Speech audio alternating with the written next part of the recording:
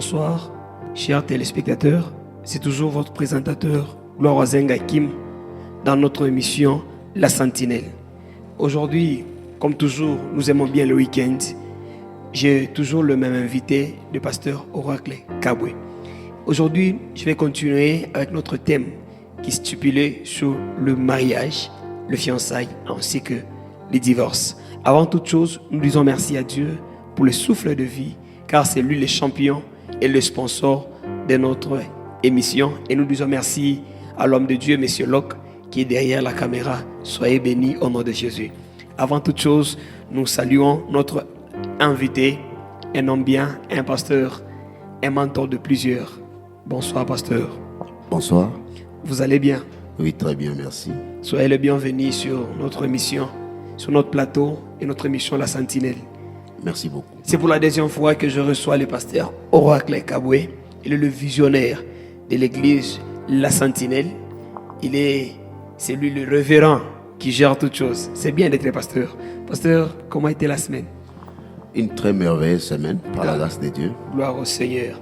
Aujourd'hui, nous allons parler du mariage. Vous êtes marié, fiancé ou divorcé? Moi, je suis marié, sans intention de divorcer. J'aime bien la phrase, sans intention de divorcer. Pasteur, ma première question est la suivante. Okay. C'est quoi le mariage selon la Bible?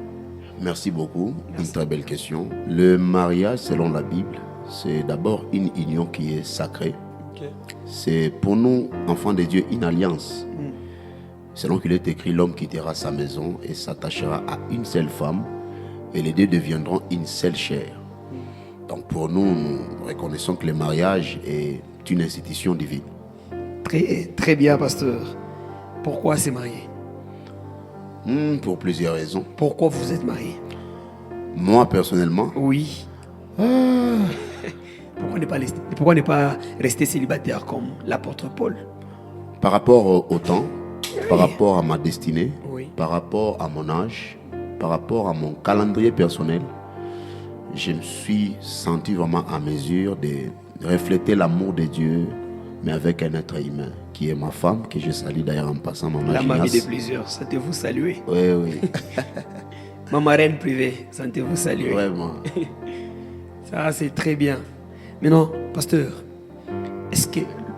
quelle est la place du prophétique dans le mariage? Il faut seulement que Dieu confirme que c'est votre femme, ou il faut seulement être amoureux et avoir la conviction? Merci beaucoup pour cette belle question. Je voulais dire, je ne néglige jamais la prophétie. Et je ne peux pas aussi négliger le fait d'être amoureux avant la prophétie. Je proposerai d'être d'abord amoureux et la prophétie va venir après, mais faites le choix selon la parole de Dieu. Ça, c'est très important. Chers célibataires, écoutez bien le conseil et vous serez toujours bénis. Pasteur, quand est-ce que le mariage commence? C'est une fois donné la dot ou une fois donné Makuta Saoudi, comme on le dit bien dans notre culture africaine? Et quand est-ce que le mariage commence? Merci beaucoup. Je pense qu'on doit faire la part des choses. Oui. À ne pas confondre avec quand est-ce que l'intimité commence. Je parle d'abord du mariage. Du mariage. Oui.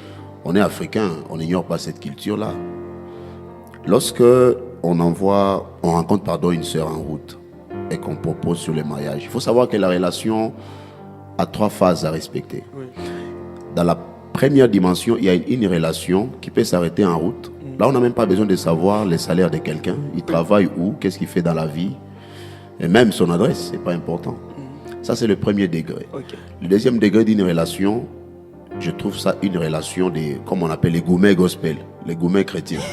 C'est qu'un blessé de guerre veut bander sa blessure et il tombe sur une dada aussi blessée et ils commencent à faire tout ensemble. Oui. Mais dans le troisième degré, c'est une relation qui est sérieuse. Là, nous nous fixons des objectifs. Le mariage commence le jour où on vous déclare marié. Nous, on est chrétiens. Sans la bénédiction nuptiale, on ne vous reconnaît pas comme marié. Et dans l'ancien temps, selon la culture, selon notre culture, il n'y avait pas ça. Nos parents se sont mariés sans la bénédiction d'un pasteur ou d'un pape. Je ne reste pas sur nos parents, je reviens à la parole de Dieu. Ok. Soyons dans Genèse, la Bible dit que lorsque Dieu crée l'homme et la femme, puis il les bénit. Oui. Et aujourd'hui, pour qu'un couple reçoive la bénédiction, il y a l'église qui est comme l'ambassade de Dieu sur la terre. C'est à l'église où on bénit les enfants de Dieu. Yes. Donc si Dieu au début, au commencement, il a béni Adam et Ève, qu'est-ce qui va nous empêcher, nous, église, de bénir le couple aujourd'hui? Est-ce qu'un pasteur célibataire peut bénir un couple? Lui d'abord, il est célibataire. Est-ce qu'il peut bénir un couple? Tout dépend des règles de chaque communauté. Je ne peux pas refuser aux célibataires, pasteurs, de répondre d'abord à l'appel de Dieu. Dieu nous appelle tels que nous sommes. Yes. Dieu n'appelle pas des hommes parfaits. Il appelle des hommes qui sont disponibles et lui-même commence à laver ces hommes-là. Mais si Dieu m'appelle alors que je suis célibataire, si dans ma communauté les règles m'interdisent de bénir le mariage, je ne le fais pas. C'est le rôle d'un père spirituel. Si toi au moins tu es célibataire, ton père spirituel ne l'est pas. Donc il peut bénir le mariage et tu peux attendre jusqu'à ce que... Mais ce n'est pas une loi fondamentale dans la Bible qu'un pasteur célibataire n'a pas le droit, mais il est sacrificateur. J'aime bien quand vous touchez aux règles. Entre parenthèses, n'est pas obéir aux ordres d'une communauté. C'est un péché. Tout dépend de l'ordre qu'on a donné. Et si l'ordre ne touche pas à la foi, j'obéis. Mais si l'ordre touche à la foi, si l'ordre touche à ma marche avec le Seigneur, je n'obéis pas. Ça veut dire, mieux vaut obéir à Dieu plutôt qu'aux hommes. Donc je dois savoir dans quel contexte on donne l'ordre. Donc pas parce que je suis fils que je fais tout. Ah, très important. Merci beaucoup, pasteur. Voici encore une autre question. Ok. Quand est-ce que les fiancés doivent se toucher? Quand est-ce que quelqu'un peut passer à l'acte? Après la dot, il faut toujours attendre que le pasteur puisse dire « Je vous déclare mari et femme ». Quand est-ce qu'on doit toucher la femme? Très bonne question. C'est une question qui touche intimité et pureté. Oui, surtout ça. Surtout l'intimité. Une fois donné la dot, c'est déjà ma femme, donc je peux tout faire. Je rappelle d'abord que la période de fiançailles, c'est une période où on apprend sur la maîtrise de soi. Ça veut dire, dans cette période-là, on doit bâtir le mariage sur les rocs. Alors, arrivé à l'intimité, vous devez savoir qu'est-ce que la Bible dit d'abord sur ça. Yes. La Bible dit que le mariage soit honoré de tous et le lit conjugal exempt des souillures. Mais si on parle du lit conjugal, on voit des hommes et des femmes mariés légalement. C'est alors qu'il y aura le lit conjugal. Mais si deux personnes ne sont pas mariées légalement, il n'y a pas de lit conjugal. Ce qui signifie que si ce sont des chrétiens qui se sont mariés, ils doivent patienter jusqu'à ce qu'ils seront bénis pour passer à l'intimité. Est-ce que vous pouvez bénir le mariage des chrétiens qui se sont touchés et aller même au-delà avant le mariage? S'ils se sont repentis, oui. Sinon, ils doivent arranger. Parce que la Bible trouve ça comme c'est une parce que félicité. parfois vous bénissez des mariages des gens qui se sont touchés, vous n'êtes même pas au courant. Vous touchez à quelque chose qui nous préoccupe ces jours-ci. Vous n'êtes même pas au courant. Peut-être la femme est enceinte de 2 mois. Oui. C'est pourquoi je dis que... Elle est bien voilée et puis vous bénissez. Très bien. Vous venez de toucher à quelque chose qui nous intéresse beaucoup plus, ma femme et moi. Parce que nous avons le fardeau pour les familles, comme je l'avais dit dans l'émission précédente. Yes. Pour nous, la famille dit beaucoup de choses. Nous sommes en train d'assister actuellement à des conséquences dans le mariage, où les gens se marient et ils ne donnent pas d'enfants. Ils pleurent à cause de la stérilité. Est-ce que réellement la stérilité ou la punition de Dieu? Peut-être qu'ils se sont mariés alors qu'ils avaient des péchés. Mieux vaut arranger et puis mariez-vous très bien dans la pureté selon la parole de Dieu. Regardez maintenant des couples aujourd'hui. Ce sont des couples frustrés, déçus. Après le mariage, il n'y a pas de grossesse. Ils commencent à pleurer. La bonne question, ce n'est pas pourquoi Dieu ne me donne pas d'enfants. Mais la bonne question, c'est qu'est-ce qu'on a fait avant de nous marier? Je pense que c'est la réponse que je peux donner. Qu'est-ce qu'on a fait avant de nous marier? Oui. Très important. Pasteur, est-ce qu'il est strictement seulement dans le norme d'épouser seulement une femme vierge? Pas forcément. Et c'est quoi les avantages d'épouser une femme vierge? Comme je le disais tantôt, la virginité n'est pas parmi les critères. C'est comme la vie des prières. On n'épouse pas une femme parce qu'elle a une vie de prière. Yes. Ce n'est pas parmi les critères. La femme peut avoir la vie de prière, c'est quand elle n'a pas de mari. Mais quand elle se marie, elle devient un ninja. Oui. Un ninja warrior. Donc, Ça, c'est vrai. à ma petite expérience, je n'encourage pas aux gens de marier une femme parce qu'elle a une vie de prière, parce qu'elle parle en langue. Les parler en langue ne prépare pas un bon foufou. Les parler en langue ne sait pas laver des habits. Ça, c'est vrai. Et d'ailleurs, la majorité sont des insolentes. Même Ce n'est pas les insultes. Oui. Mais la majorité de nos sœurs qui parlent en langue à l'église sont parfois des impolis à la maison. Même la virginité ne donne pas la bonne éducation. quelqu'un peut être vierge, mais très impoli. Alors, toucher à la virginité d'une femme, moi je pense que nous risquons d'exclure les femmes qui ont peut-être commis des erreurs avant. Si tu es un homme qui exige une femme vierge, est-ce que toi aussi tu es chaste? Oui, par moment, on impose aux autres des fardeaux dont nous-mêmes nous sommes incapables de porter. C'est qu'en vrai, il faut être chaste pour imposer une femme vierge. Oui, c'est ce que j'impose aujourd'hui dans cette émission. Donc n'exigez pas, j'ai fait une femme vierge, alors que vous également, vous n'êtes pas chaste. Mais en vrai, il y a des conséquences quand la femme n'est pas vierge. Pas forcément des conséquences. Est-ce que vous savez qu'il y a des femmes qui ont été violées? Oui. Est-ce que vous savez qu'il y a des femmes qui ont connu d'hommes parce qu'elles n'avaient pas de maturité? Elles ont rencontré certains garçons à l'école. Oui. Et alors à partir de là, elle a été convaincue avec le système qu'il y a aujourd'hui. Si tu m'aimes, prouve-moi. Alors la femme, pour elle, prouver un homme qu'on est amoureuse de lui, entre guillemets, c'est partager son intimité. Voilà, aujourd'hui, il y a beaucoup de conséquences. Est-ce qu'on ne peut pas canaliser cette femme-là pour qu'elle comprenne à la longue que pour prouver de l'amour, il n'y a pas que du sexe à donner. Il y a beaucoup de choses à donner. Yes. Donc, j'aimerais mettre un équilibre là-bas. La virginité n'est pas forcément un critère fondamental. Yes. Si moi je rencontre une femme, elle est belle, elle me plaît, elle a un bon caractère, mais je l'épouse. C'est tout. Très important. Ça, Oui. c'est fort. Ça, c'est fort. Ça, si j'étais à Kim, j'allais dire tiens. Ça, tellement ça, c'est fort. Alors, est-ce que les fiancés sont permis de s'embrasser? Les fiancés? Oui, on est fiancés, on ne peut pas parler comme ça. Au moins un câlin, bon, s'embrasser, c'est un péché. Très belle question. La Bible ne décrit pas tous les péchés dans la Bible. Je voulais dire que dans la Bible, il n'y a pas tous les péchés. Ah, il n'y a pas tous les péchés. On n'a pas encore mentionné tous les péchés, chaque péché par son nom. Il n'y a pas ça. Dans la Bible, on n'a pas écrit ne fumez pas. Dans la Bible, on n'a pas dit ne vous embrassez pas. Ce n'est pas écrit. Je sais qu'on va couper cette partie pour dire qu'il avait dit dans la Bible. Mais déjà, parlant de l'embrassement, nous parlons des préliminaires. Ici, je suis dans la chambre pour le marié. Quand on dit préliminaire, ça veut dire on parle des choses qui précèdent la pénétration, qui précèdent l'intimité. Et qu'est-ce que dit la Bible? Dans Cantique des Cantiques, on interdit de réveiller l'amour avant les temps. Yes. Et moi, je pense que passer déjà par l'histoire là d'embrassement et tout, ça réveille l'amour avant les temps. Alors que dans les fiançailles, rappelez-vous que je venais de dire que c'est une période où on doit bâtir le mariage sur les rocs. Si vous voulez embrasser votre femme, alors mariez-vous carrément. Et ça risque de réveiller des choses dont vous ne serez pas à mesure de vous arrêter. Vous devez seulement continuer, aller jusqu'à la fin. Alors, si dans notre période de fiançailles, on ne doit pas s'embrasser, qu'est-ce qu'on doit faire? Pendant la période de fiançailles? Si on ne s'embrasse pas, on va faire quoi? Non, il n'y aura même pas de câlin. Je décourage d'abord, pendant le fiançailles, de parler sur tu aimes quelle couleur, tu aimes manger dans quel resto. Ce sont des choses qui ne bâtissent pas le foyer. Pendant le fiançailles, il faut avoir des conversations sérieuses. Parlant de conversations sérieuses, je parle de la vision du mariage. J'ai rencontré ma femme avant qu'elle soit ma femme. Pendant qu'elle était d'abord une amie.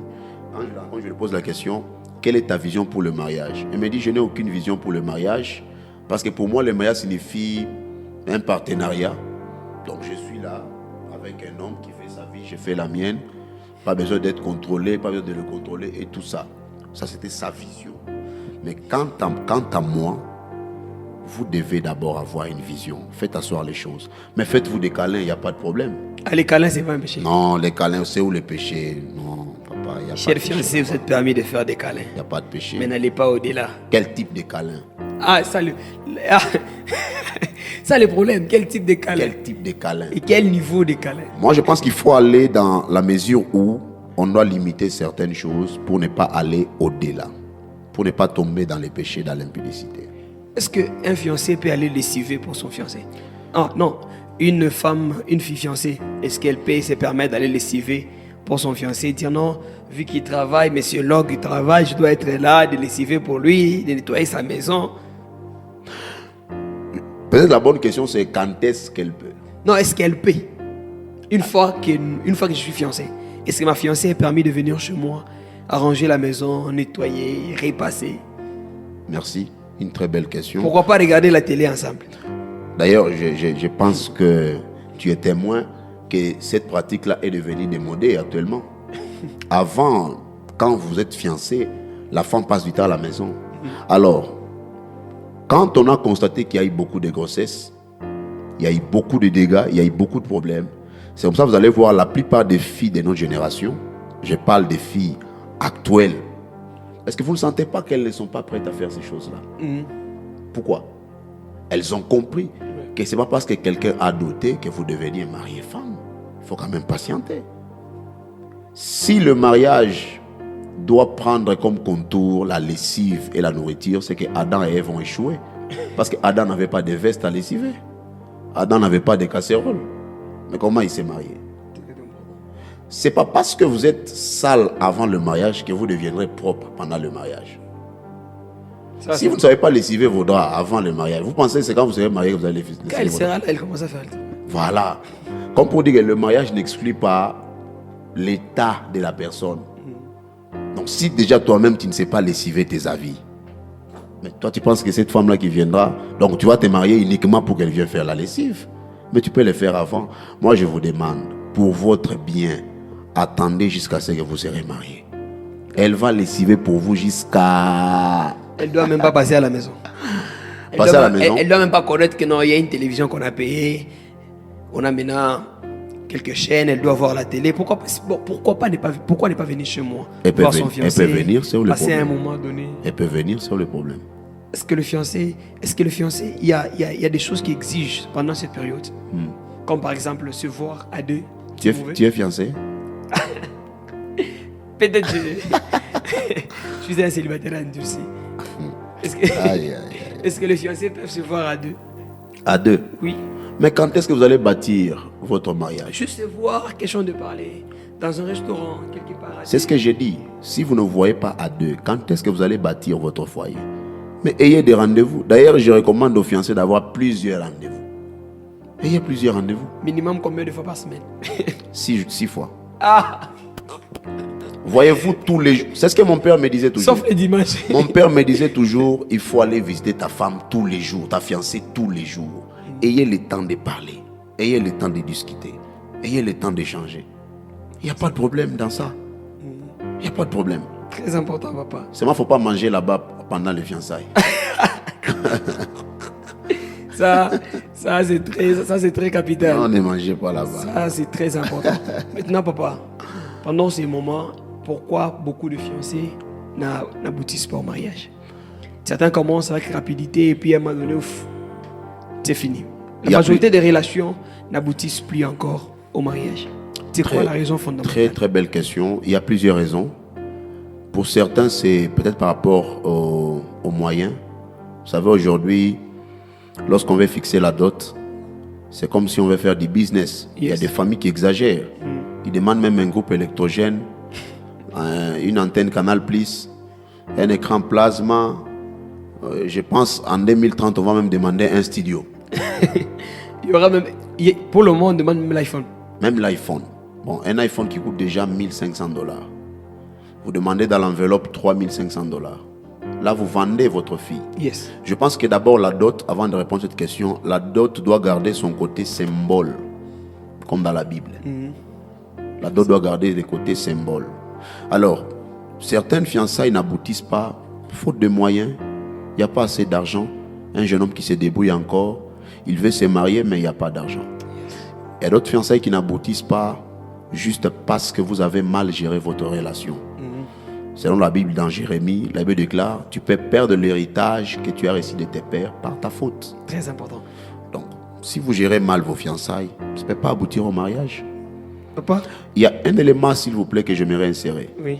Pendant les fiançailles, certaines fiançailles n'aboutissent pas si vos familles prennent vraiment une grande place dans les fiançailles. Vos fiançailles n'auront pas de chance d'aboutir. Il faut savoir où mettre la famille et où mettre vos fiançailles. C'est très important. Yes. Papa, il y a quelque chose qui stupide tellement, qui est vague dans notre génération. Okay. Dieu m'a dit, c'est elle la femme de ma vie. Je fais un rêve. Un prophète X m'avait prophétisé. Un m'a donné, ouf, Boana Nenda.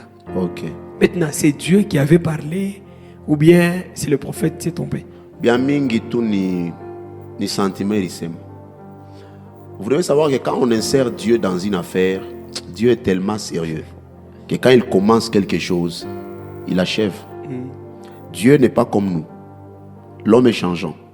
Il peut prendre une décision et puis arriver à un niveau, il change. Comment le Dieu qui vous dit c'est votre femme, il est le Dieu qui vous dit divorcer? Les mêmes dieux. Dans la plupart des cas, ce n'est pas Dieu qui parle. Il y a un artiste gospel reconnu dans le pays. Ok. Il a divorcé il n'y a pas longtemps.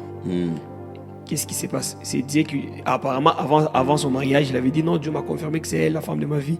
Elle m'a donné l'artiste à divorcer. Maintenant, Dieu s'est trompé ou bien l'artiste s'est trompé? Je ne peux pas condamner l'artiste, ni condamner sa femme, ou son ex-femme si vous voulez. Mais ce que je peux dire sur ce sujet-là, pour ne pas dire beaucoup de choses, c'est quelqu'un qui transporte l'adoration. Un adorateur, un louangeur, c'est quelqu'un qui transporte l'atmosphère de Dieu. Ce sont des gens à protéger, surtout dans notre nation, parce qu'ils ne sont pas nombreux. Oui. Et ils ont beaucoup de combats. Ils ont beaucoup d'attaques. Je pense pour cet artiste, ce que moi je dois faire, c'est intercéder. C'est prier. Prier.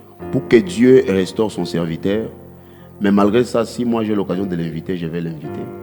Parce qu'il est toujours transporteur de l'atmosphère de Dieu. On ne peut pas l'enterrer juste parce qu'il y a eu un problème. Le divorce, ce n'est pas un péché. Il a divorcé, il s'est marié récemment, il a divorcé, sa femme est enceinte. Le divorce, ce n'est pas un péché, c'est quand même un échec dans la vie. Mais ce n'est pas un péché. Très important. Ce n'est pas un péché. Pourquoi beaucoup de divorces au milieu des chrétiens? Beaucoup de divorces au milieu des chrétiens, je vais soulever les premiers éléments, c'est la gestion des problèmes. Beaucoup de chrétiens pensent que quand il y a des problèmes, le problème annonce la fin de l'amour. Non. Il y a beaucoup de divorces, c'est parce qu'on ne gère pas bien les problèmes. La bonne question, ce n'est pas pourquoi il y a tant de conflits, il y a tant de problèmes dans mon foyer. Mais la bonne question, c'est quelles sont les mesures que nous pouvons prendre pour traiter les conflits dans le foyer. Avoir Dieu dans votre mariage n'exclut pas des problèmes. Je pense qu'il y a beaucoup de divorces aujourd'hui, c'est dans la gestion des problèmes. Il faut savoir gérer les problèmes. N'attaquez pas la personne, n'attaquez pas votre partenaire, mais attaquez le problème directement. Comment gérer le problème dans un couple? Ça demande beaucoup de choses. Je prends deux rapidement. Je prends l'amour et la maturité. L'amour seul ne suffit pas dans un couple. Vous pouvez vous aimer, mais s'il n'y a pas de la maturité, vous ne serez pas capable de vous supporter. Yes. La Bible dit que l'amour supporte tout. L'amour croit tout et tout ça. Mais si vous n'êtes pas mature, vous serez incapable de supporter les défauts de l'autre. Aimez-vous, mais soyez mature. Le mariage n'est pas pour les enfants. C'est pour des cerveaux capables de supporter des coups et des chocs dans la vie. Quels sont les signes qui prouvent que c'est l'homme de ma vie ou c'est la femme de ma vie? Je pense que chacun, lorsqu'il se rend au supermarché, il sait ce qu'il cherche. Je suis venu à Bilfar aujourd'hui parce que je sais le pourquoi je suis ici. Oui. C'était pour une émission. Je pense que ce que je vais dire à ceux qui ne sont pas mariés, avant d'aller vers une femme, avant de dire oui à un homme, sachez d'abord ce que vous cherchez. Connaissez-vous vous-même avant d'aller chercher quelqu'un d'autre. Pasteur, quel est le conseil que vous pouvez donner, premièrement, à une sœur, à un frère qui a eu beaucoup d'égouement, qui ne veut plus encore s'engager, qui n'a plus confiance à l'amour, qui n'a plus confiance à une seconde chance? Il doit bannir la peur. Échouer dans la vie, ça existe. Ça fait partie des chapitres de la vie. Ça ne veut pas dire que lorsque vous échouez 1, 2, 3 fois, vous devez vous enterrer. Non. Même si vous avez échoué 2, 3 fois, relevez-vous. Continuez votre marche. Ayez la foi, faites confiance en vous-même. Vous allez réussir. Il doit se réengager encore.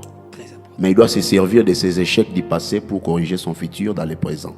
C'est important. Merci beaucoup, pasteur. Nous sommes très heureux de recevoir le pasteur Oracle Kabwe, le visionnaire de l'église Yahweh Shalom.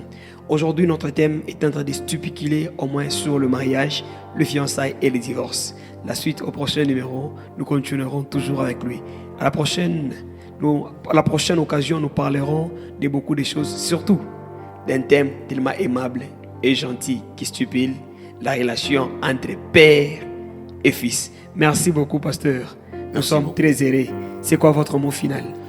Le mot final par rapport au mariage, j'aimerais juste dire, le plus mauvais choix de la vie, c'est de ne pas faire le choix. Parce que même sans faire le choix, vous avez déjà fait le choix. Alors choisissez le bon côté des choses. Soyez positif, soyez optimiste, faites confiance en Dieu et vous allez réussir. Surtout, priez avant de faire les choses, c'est important. Merci beaucoup, ça c'est très important. En effet, nous sommes dans une très belle maison. Studio impeccable, équitable, tellement confortable. Nous sommes dans Bilfar Studio ou Bilfar Production. Seulement, j'invite les DG, les hommes de Dieu, à venir à venir faire des émissions. Pourquoi pas à venir nous balancer, faire de musique, chanter. Donc, tout ce qui concerne avec la musique. Seulement, cette maison est tellement ouverte pour vous.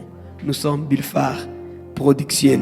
Donc, n'hésitez pas à passer, n'hésitez pas à venir. Nous sommes sur l'avenue du 30 juin, coin sur l'Akipopo 1, dans notre quartier Gambela et dans la commune de Lubumbashi. N'hésitez pas à nous appeler, nous allons vous faire un travail équitable et vous allez aimer. Merci beaucoup.